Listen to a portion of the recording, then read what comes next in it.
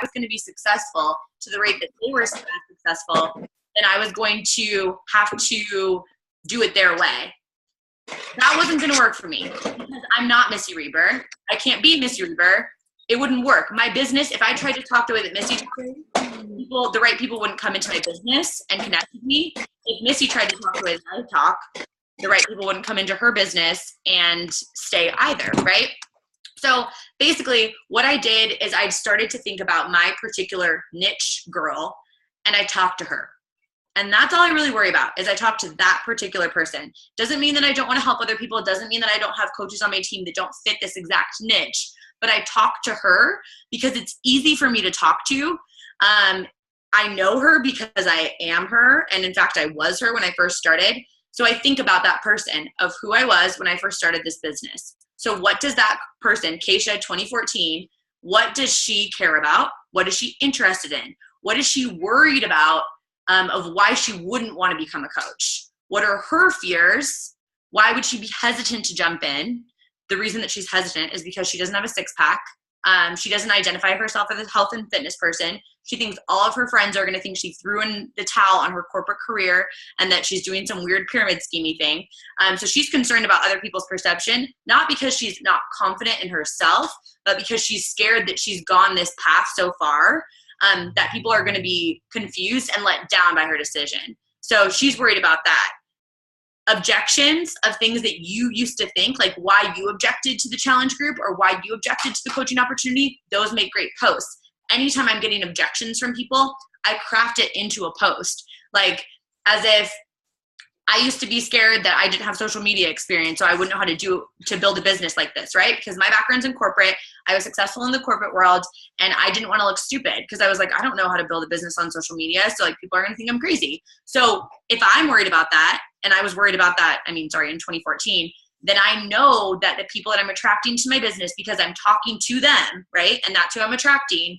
They're going to be worried about that too. So I'm going to talk publicly about how it's crazy to think that I thought I had to be a social media expert to build this business. I'm talking about those exact things that my coaches that aren't coaches yet, my prospective coaches were concerned about. I'm talking about what my prospective challengers were concerned about. And I'm really catering in toward that.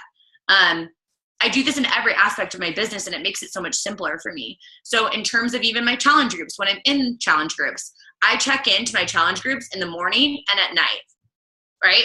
And I do that on purpose, even though I'm a full-time coach now and I could check in the middle of the day if I wanted to. Part of it is for my sanity because I'm not going to be plugged into my phone all the time. But most of it started from the fact that I wanted my coaches, my future coaches who were my current challengers most of the time, to see that they could do this too, working a full-time corporate job. So if they see me checking in every single time that someone posts, because I'm so pumped up, which is natural to my tendency to be like, I'm so excited. If they see me doing that, they are going to think, regardless of what I say, they're going to watch what I do because people care so much more what you do than what you say. So they're going to see that that's the kind of effort that they're going to have to bring in, that they're going to have to be plugged in. And that's going to give them yet another reservation of why they wouldn't want to jump on board because they can't picture themselves doing the things that I'm doing. Just like they don't understand that this is real. So they want to know that it's they want to understand the pain points too. They want to understand what it feels like to be in this job. So you want to talk about those things publicly. And I guess to kind of just wrap that up, the biggest thing is if you wing it in this business and you don't have a plan, you'll have success in this business. Of course, you get to define your own success, like what that looks like, what that feels like for you. But if you have a really big goal in this business, like team leader and above, or you want this to be a full-time income for your family, or you want this to be, $1,000 a week, I don't know what your goal is, and I can't pick that goal for you. But if you wing it, you have to expect that you're going to have winging it results, right? Like you have to expect that.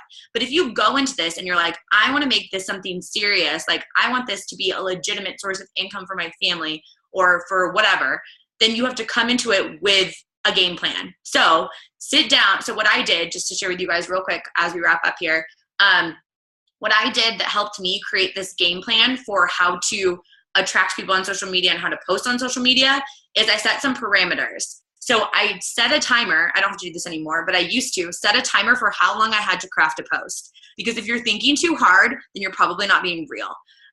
So And that means if you have typos or if you have mistakes or if it comes off in a weird way, then it was supposed to come off that way, and just trust it and move on. Because so many coaches spend so much freaking time posting on Facebook when the real reason, like, attraction marketing is important, but what's going to build your business? It's your relationships. This is a relationship business. This is not an attraction marketing business. This is a relationship business. So your messages behind closed doors, how hard you love on other people, how much you really care about other people, how much you ask questions to them, that's going to be what builds your business. But if you want to have the right people that you're talking to, that you're attracting, of course you have to have the social media part too. That being said, don't waste time on that stuff. Don't take hours and hours. So like, set those parameters for yourself. I used to set a timer, like I said, that I would be like, you have 5 minutes to write this post, and here's your timer, and that's it. That's all you have. And after that, it's good enough, and post it, like, because you're never going to be perfect. And if you try to be perfect, it's going to be really difficult for you in this business, because there's just no such thing. And then have a game plan. So like I said, I worked a full-time corporate job when I was building this business.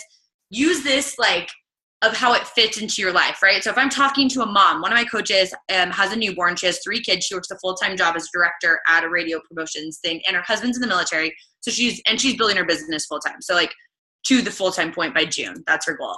And the way that she builds her business is different than the way that I built mine, because obviously she's working in mom cracks. So like, when she's breastfeeding, she's like responding to things and like doing all this crazy stuff. She's superhuman. But beside the point, what she did implement that I did was, on Sunday nights for me, I would look at the week and I would see what I could predict, because some things you can't predict, right? So I'd be like, okay, I have this after work, or I have this I have to do. What does, maybe for you, like, what does my husband have to do? For me, I'm like, what does my boyfriend have after school? He's a full-time student at NYU Dental. Like, what do we have that's like obligated? And when can I block off chunks of time that I'm reserving to work on my business? And when can I block off a chunk of time to do these things? I made a game plan for the week, every single week. And then I put my blinders on. And as much as I love Missy, I'm not watching what Missy's doing. I'm not watching what other top coaches are doing. I'm not watching what Nina's doing and comparing myself to all these other coaches, because I am not them. They are not me. And if I try to be like them, I'm not going to reach my goals, and I'm not going to attract the people that are really going to connect with me. Does that mean don't love on your fellow coaches on Forward Fitness? Of course, I'm not saying that. Love on everyone. But I'm saying put your blinders on to what your vision is for yourself and for your game plan. And for me, it helped do it week by week. And that was the best way that I did it. But I'll tell you guys, just to kind of close things out here, like, this is not what I ever expected in a bazillion years that I would be doing as my job. I never thought that this was actually possible. I didn't think this was actually real.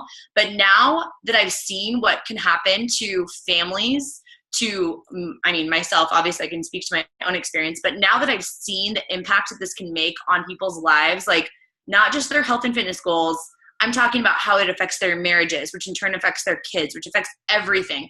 I am actually feeling as if I'm selfish if I don't pay this forward to other people. And as soon as I switch that around, instead of fear of inviting, I'm not scared to invite people. I know that they're going to say no. I know that people are going to say no to me, and that is okay with me, because those people will come back around. And if they don't, that's okay. To each their own. It's not their thing, and I still love them anyway. But as soon as you can turn it back around and make this business fun for yourself, and understand that you have a gift to pay forward versus something that you're scared to present, everything changes. Everything changes in your business, and in turn, everything will change in your life in accordance to how you define success and where this fits into your life. So don't be afraid to set goals that make you want to pee yourself a little bit. Like, step outside of your comfort zone, and don't be afraid to do that, because that's where all the magic happens, and your coaches are going to watch you, and the people that aren't coaches yet are going to be inspired by you.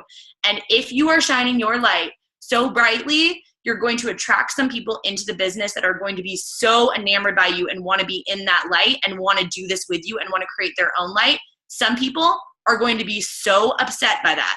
So understand that. Some people are not going to want the light in their eyes, and they're going to want to go their own way. And that's okay too.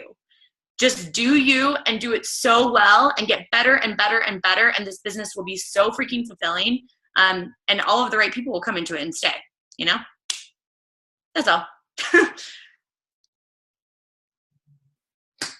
I have like pages of notes. I'm like, I think that's like, makes so much sense, I love you. I love you. Okay, in fact, so I just have to like point out, so I knew we were getting on this call, so I was like on your page the other day and I was like, I see now that you've talked, like I see how you're really speaking to people's fears. And I know Bonnie Engel is all about like speaking to objections. Like saying, well, what's your market's biggest objections? And then talk about those on your page. But like, I've never thought about it in the way of like, what are people's fears about the business? Like, and really talking about those specifically.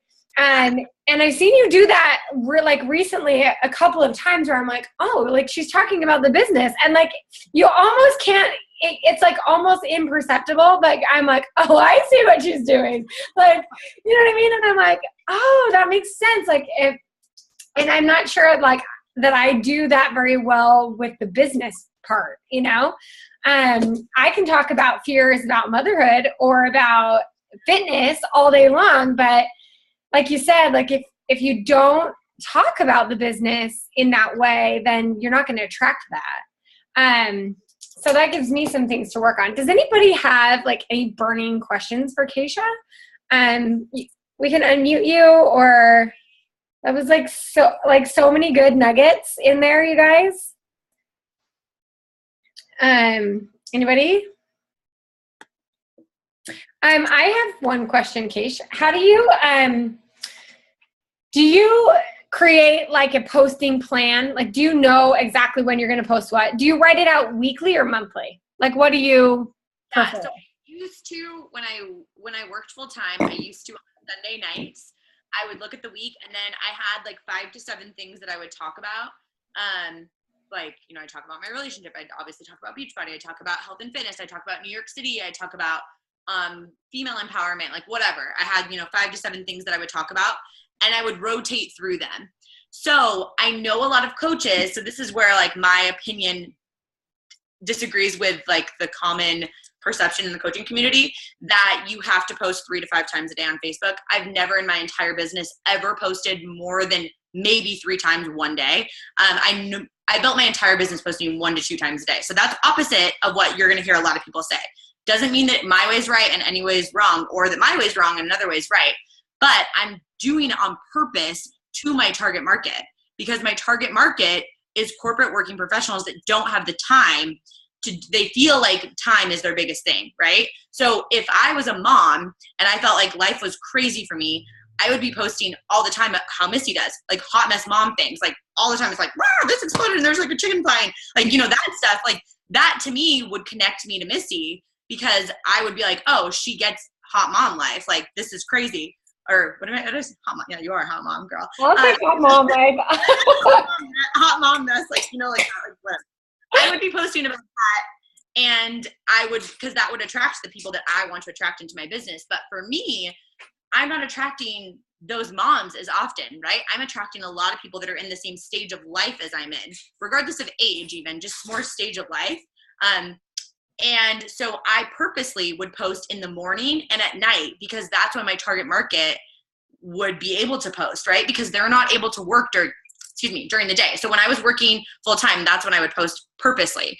And I would look at kind of what are my things that I want to talk about. So I'd be like, okay, on Monday, I want to post something about fitness. So I'd like jot that down on my little like piece of paper, like Monday morning fitness something, Monday night, maybe like a meal prep tip. So I'd talk about fitness, and then I talk about food. And then Tuesday I talk about like life transformation or whatever, and I would kind of map out what I did. I don't do that now. I do a lot more ad hoc stuff now, but I still have it in the back of my brain where I'm rotating through the things that I talk about. And sometimes I'm like, wow, I've been talking about my dog a lot, like, because I'm obsessed with her right now. But, I think about those things and I'm rotating through those strategically. I used to be better at this when I wasn't full time, but now I'm getting back to that original plan, which is where I kind of sit and look at the week and I'm like, okay, when am I going to get these things done, and mapping it out on a week by week basis, knowing that I get more comfort from having a plan, but I also have to be flexible enough to understand that the plan is most likely going to change. So don't get stuck in the plan, but having a plan makes me feel like I'm relieving some stress. And then with that timer for the amount of time that it takes me to write a post, and getting better and better at doing that really quickly. Like the post that I posted today, I wrote on the spot what I was thinking in less than 5 minutes because I'm just comfortable doing that now. But I've set those parameters for myself. So if you know the theme, it makes it easier, right? If you're like, okay, Jessica's like, okay, I just talked about fitness on Wednesday night. So this morning I'm going to talk about like, I don't know, I'm going to give like a tip of this podcast that I listened to. I'm going to talk about like life, personal development or whatever. And she's going to post something about that. And then at night, okay, maybe she's going to post about fitness again. Don't be so worried and stuck in your way about this because the truth of the matter is a very small percentage of people are going to see your post anyway. So like, don't be afraid that it's like, oh, I just talked about fitness. It's like, people need to know that you're working out. They need to understand that you're a coach. They need to understand that they can join you. They need to understand what program and what day you're on of that program. I often do it a lot of times in hashtags at the bottom where it's like hashtag quarter first day 23. And it actually has nothing to do with my post. I do that all the time. But I'm all that yesterday, actually, I was like, huh. It has literally nothing to do with my post. Yeah. I do that all the time because I want people to still remember. And then I use Instagram stories that I always post a picture of my workout just because I want the repetition in people's brains.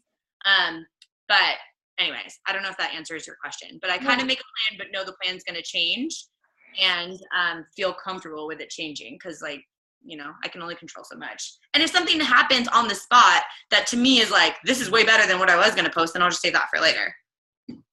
That's, you know who else is really good at this is Jillian. She's not on today because it's nap time, but she, when we were at leadership, she was like, I need to take a picture. And I was like, okay. And she's like, I have a post already. And so like she would write it out. And so like, I know a lot of us are moms. So when you know what topic, like she was like, she's like, we did something, the two of us. And she had written the post out about the two of us beforehand, then takes the picture and then does it. So like if you're going on a preschool trip and you want to talk about being able to be on your field trip with your kid because you work from home, you can write that out in advance and you're sticking to the theme. So, and I think it's interesting what you said, Kacia, about how you don't, that whole idea of you have to post 3 to 5 times a day.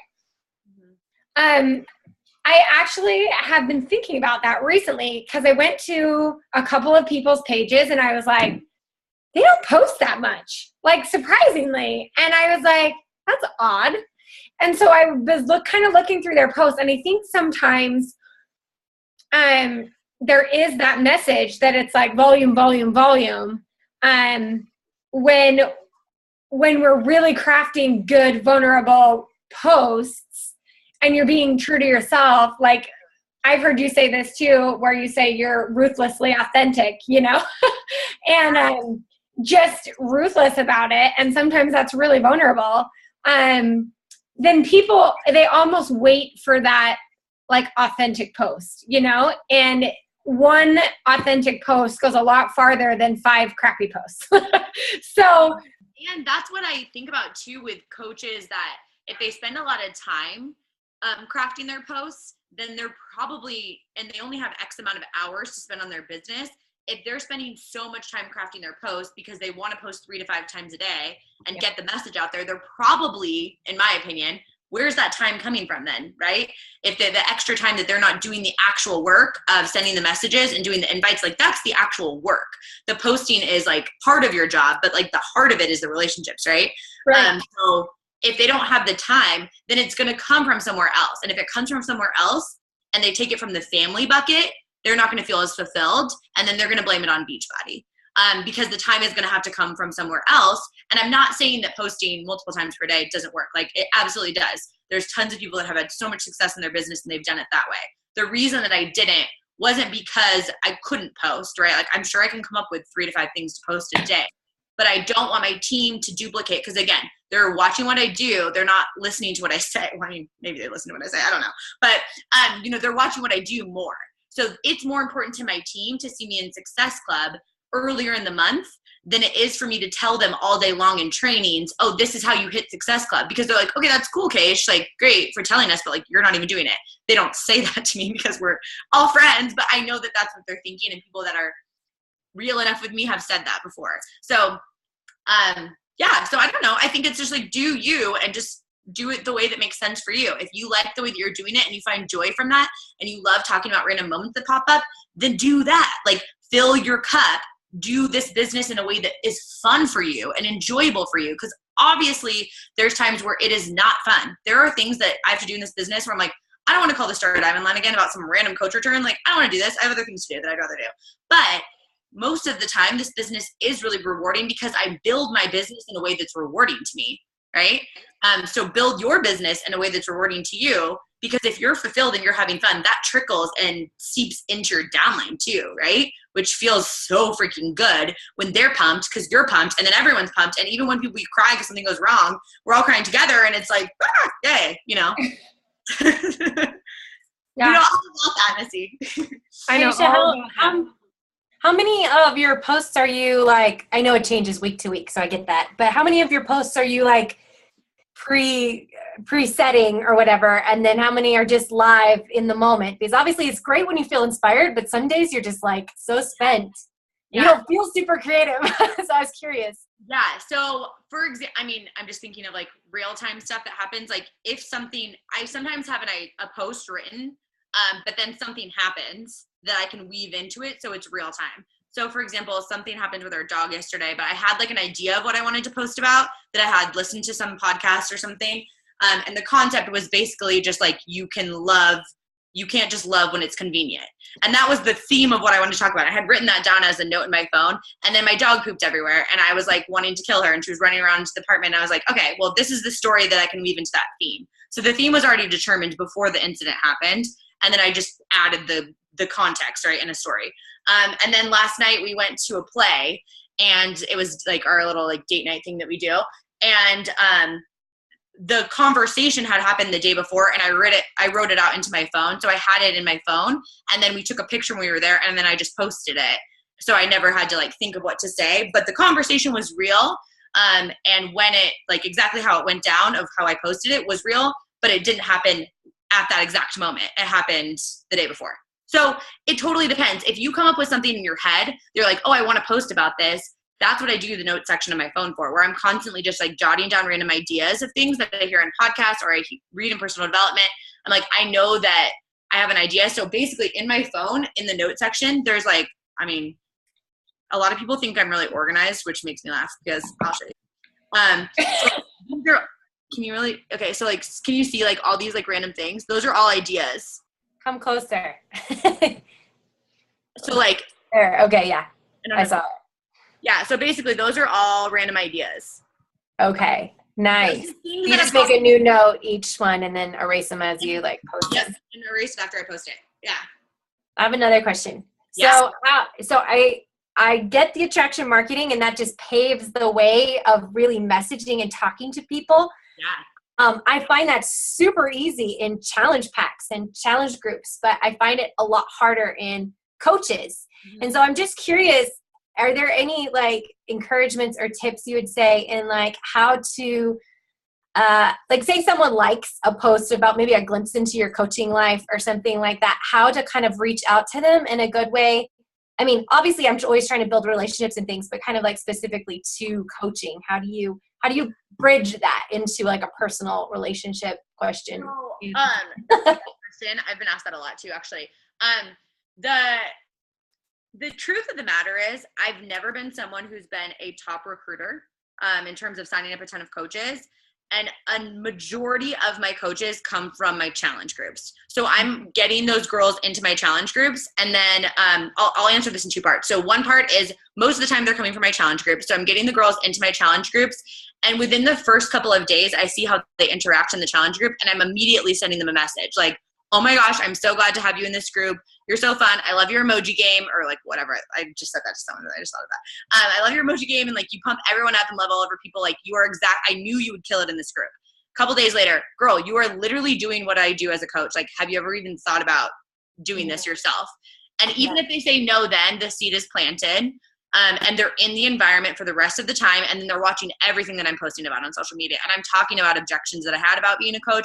I'm talking about time. I'm talking about how I was so busy. I'm talking about my fears of what other people would think about me, how I didn't have a six-pack, blah, blah, blah. I'm talking about all of that stuff because that's real, how I thought I had to be a coach. So now if they are the person that connects with me, they see that public stuff. So it almost like creates that itself, but I've extended the invite early. And then they can just watch, and I'm still continuing to build the relationship with them regardless of what they say. In fact, it doesn't matter to me either way if they say yes or no, because I still want them to go through the complete challenge group before they run their own, because I've seen that sets them up for more success than just plugging them in. Most people, there's rare exceptions on my team of current like diamond or star diamond coaches on my team that have signed up and simultaneously done challenge group and coaching. Most people, from my lens, have gotten overwhelmed and something's dropped the ball. So either they're not, most people can't do it both at the exact same time for the first time and see a lot of quick success. So I would rather them spend that 3 weeks to 4 weeks in the challenge group knowing that they're going to be a coach, then do the coach training or jump on board afterwards. What that does is it creates a longer cycle. But for long term, that serves you for stability in your business, which is why my organization, like I'm not experiencing tons of dips right now, because a lot of them have that long-term mindset where they are advocates of the products and they're like stuck in here. That being said, when you're trying to reach goals and you're trying to onboard coaches, specifically inviting someone for the reason that you think that they could benefit from it with a time deadline is really helpful too. So for example, if you have a coach, one of my coaches she has 4 coaches that she's trying to all like sign up together so they can sign together, and she's using that to sign them all up at the same time. So for example, she's like, yeah, we have a coach training starting. Like, I know that you would be awesome at this. I've seen, like, obviously you've been like following my journey and we've been chatting a little bit more about what this is. I think this would be a really good time to set you up to get you a solid foundation before the new year starts. And I also have a couple of other girls that I really think you would enjoy and like want to be friends with that are considering joining at the same time too, so I can get you guys all plugged in together. I've done that. And what it does too is if those people all join together, it makes it more fun for them. They have those cross friendships with people that are at the same level in their business. Whether you're an emerald, diamond, star diamond, blah, blah, whatever, I don't care about all the rank stuff. Whatever you are, you cannot relate to someone as much as you think you can. In my opinion, you cannot relate to someone as much as the brand new coach who signed up with them on the same day or same week. Because to me, I remember going emerald, but I don't remember being fearful. Like, I don't honestly really remember how fearful I was of posting on social media. But a coach that signed up a week ago, they do. And I can say that I do, and I like can put myself there, but it's not as real as a coach that just signed up, where they are like terrified to post on Facebook, right? I'm just not anymore. Like, I'm not going to lie about it. I'm not. So if you can get those people to sign up at the same time, that serves them too. And it serves you because I think it takes a little bit of pressure off of you, because then they have this little community that you can kind of check in with, and it forms these little tiny pods. I did that the first go around with unintentionally. I didn't know what I was doing, with some diamond coaches who all, like, our team went from diamond to 9-star qualifying in 7 months. And 7 of those girls that all went diamond, they're all multiple star diamond coaches now. And they joined this, they were like in this little community with me all together. And then now they all just branch off and totally did their own thing, which is awesome. And if you can foster that from the very beginning, great, you know? I don't know. I also am not afraid, if you know someone would be a good coach, I don't think there's anything wrong with literally just flat out telling them. I think so often we're trying to come up with a creative way to like sell them on it, or like, you know, make it not sound salesy or make it not sound whatever. It's like, dude, I haven't invited people that I'm just like, okay, you're a girl's girl like me. You love fitness. Like, you're killing in this challenge group. Please tell me why you don't want to be a coach. Like, why you don't want to join this community. Tell me why. And I've said that in a voice message, because you're so freaking cute. I want to be friends with you. I want you on this team. I know you would love it. It'd be fun for you to be able to pay for XYZ, you know? So I don't think there's anything wrong with that either. But again, that goes back to what I talked about at the beginning with the full circle. That's my personality. So like, I can say that versus maybe someone else wouldn't say that. You know, I don't see Mindy, for example, saying something in that way. Like, girl, you can do this. Why not? Like, jump on board. Like, that's not Mindy's personality. She's so much more sweet and gentle that she would say it in a different way. And that would serve her better. Versus if I said it in the Mindy way, it wouldn't work as well. I don't know why I used her as an example. She's just so cute. I just love her. You know what I mean? Does that make sense? Yeah. That's super helpful. Yeah. Cool. Yeah. Love it. Yeah. All right. Anything else? Okay. Thanks, Kacia. Of course. Love you.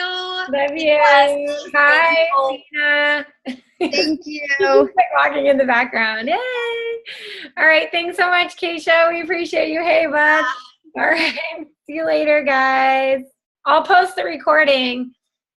Okay, thanks. Bye. Yeah, see you later, girl.